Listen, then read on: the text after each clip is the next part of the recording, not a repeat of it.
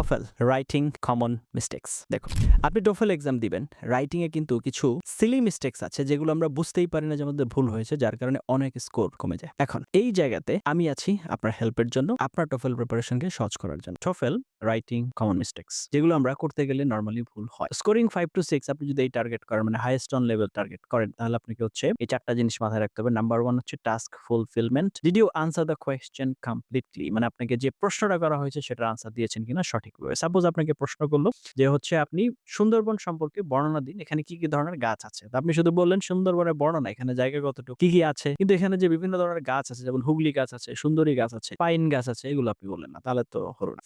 Organise.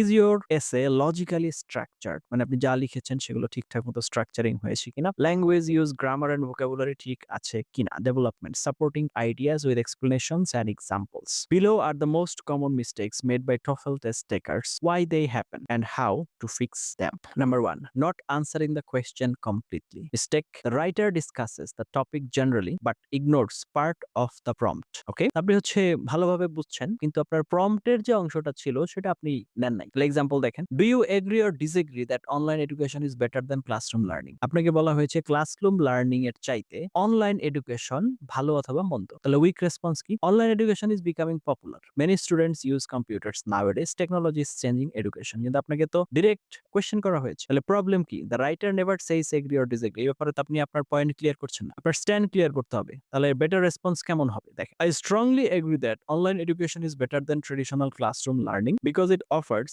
greater flexibility and access to high quality resources.